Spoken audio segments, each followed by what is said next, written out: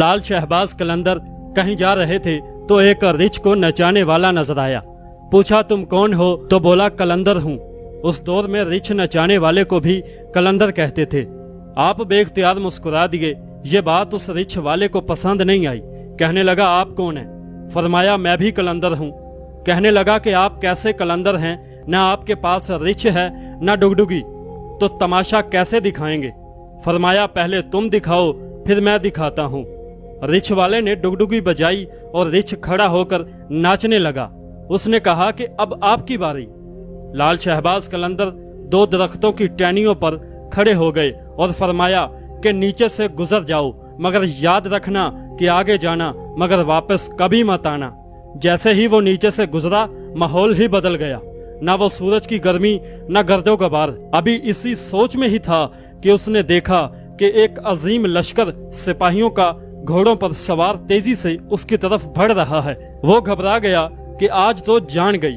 पास पहुंचकर लश्कर रुका और सीपा सलार आगे बढ़ा। उससे पहले वो कुछ कहता कि सीपा सलार बोला कि बादशाह सलामत, आप कहाँ गायब हो गए थे?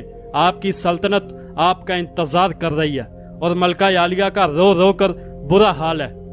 अब वो हैरान और परेशान शाही घोड़े पर सवार होकर साथ चल दिया। जब महल पहुंचा तो अजीम शान इमारत देखकर हैरान था। महल के अंदर दाखिल हुआ तो खूबसूरत मलका गिले शिकवे करती लिपट गई। अब वो शाही पोशाक पहनकर तख्त पर बैठ गया।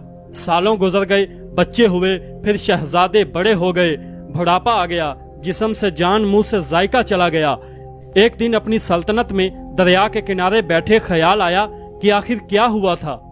उसी जुस्तजू में वहीं पहुंचा जहां पर लश्कर था तो देखा कि वो दरख्त अभी भी मौजूद है। सोचा चलो देखते हैं, और दरख्त के बीच से गुजरा तो माहौल बदल गया। वही वक्त वही मकाम, सामने उसका रिछ और डुगडुगी पड़ी है। वही गर्मी वही गर्दो गबार। पीछे देखा तो लाल शहबाज कलंदर रहमतुल्लाह अलैह सरकार खड़े थे उसी हालत में। बोला जनाब मेरी सल्तनत, मेरी मलका, मेरे शहजादे। तो आपने फरमाया ये सब तमाशा था। प्यारे दोस्तों, वीडियो अच्छी लगी तो आप हमें फॉलो सब्सक्राइब करें। मिलते हैं फिर किसी अगली वीडियो।